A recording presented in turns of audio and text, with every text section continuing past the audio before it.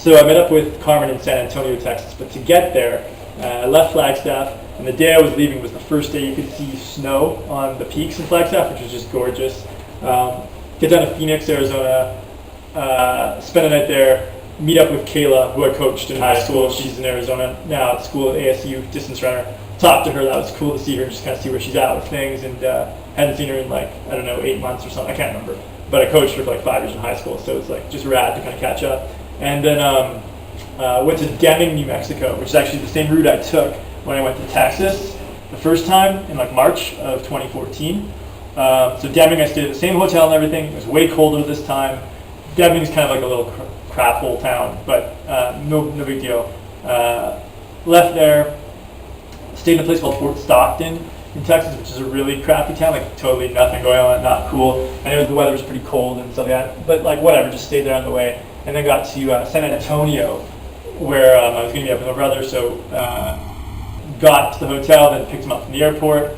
We checked into that hotel. The hotel was awesome. It was super nice, but somehow, out of all the hotels we stayed at, even in Central America, that hotel in San Antonio, we both got bed bugs, bites. It was not crazy bad, but it was what? The hotel was awesome. But I guess it's just random or whatever, right? So Carmen came in, we met up, and then in the morning, this was November 7th, I think we left. We had 10 days to make it to Nicaragua. We got all our paperwork together. We were booking ahead in terms of hotels, so our first day was in Monterrey, Mexico. And when we hit the border, that's where I really realized that I was so blessed to have had my parents put up that fuss and Carmen to decide to join me out of his own interest or out of obligation. I really asked him, I was like, don't do this if you don't want to. He's like, no, I totally want to. So hopefully he actually did.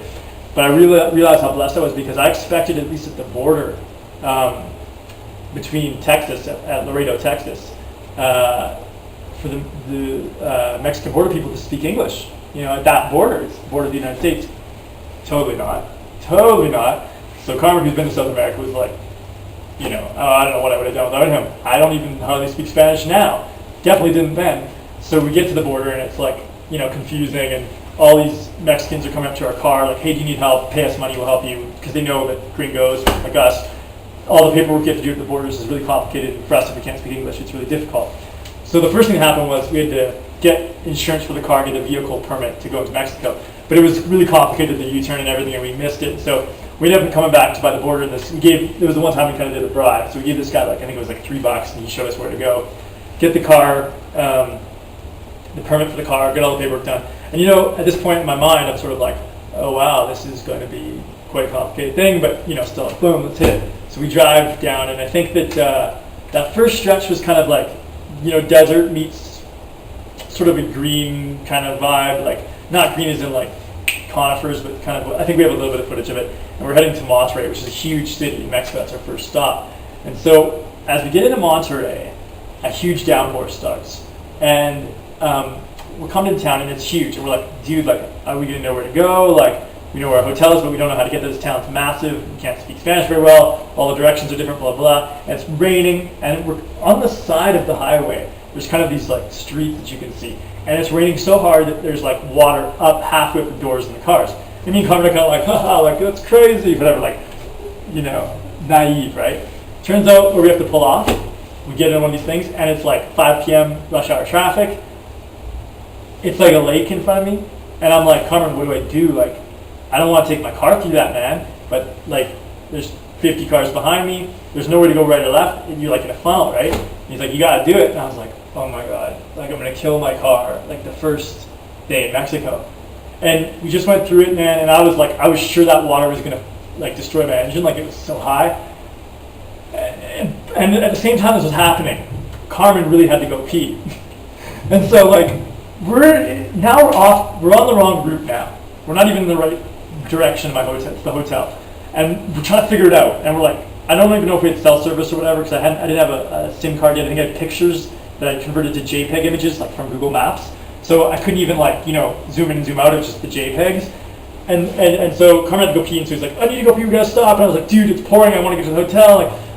And so it was just I gave him this old water bottle that I had.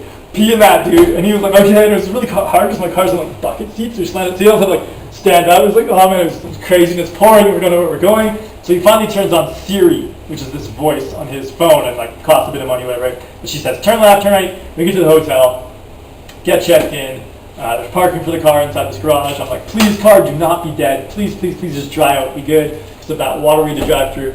Get to the hotel, and it's night, and it feels like Tokyo, and it's raining. It's like Gotham. It's like Tokyo with like these like big neon billboards, massive city. We walk around. For some reason, can't find like where all the genius like food stands are. So we get to this one place where there's like food, and it's good, and this baby's like screaming his head off, and whatever, blah, blah, blah. Get the food, get back to the hotel, and now we have to start route planning for the next day, like and the next day after that. So the trip basically became this sort of like, we drive most of the day, arrive to a city, check into the hotel, wander around for a couple of hours, get some food, and then spend a couple hours till midnight almost, like planning out the next day's directions and travels and accommodation and all that stuff, and get up at like early, like it was just not a lot of sleep, and like boom, boom, boom, boom, boom. So not the way you'd want to do it, but it was sort of what our time frame allotted. And I never initially had any interest in checking out Central America anyway, or Mexico. I was just like, get me down to South America, get me down to the desert, right? Because that's where I want to be, is in the desert, And I know Central America is largely green, although when we left Monterrey, I think that's where we started to head into the desert. And when you leave Monterrey, like I said, it's like Tokyo, it's this really urban like setting. As you leave it, there's these like massive like mountains and stuff like that. And I don't think I have any video of those, but it's really, really impressive. We were both like, wow. And we would always take the toll roads in Mexico because they're not as dangerous for getting hijacked, and also not as dangerous for destroying your car tires because there's so many potholes there.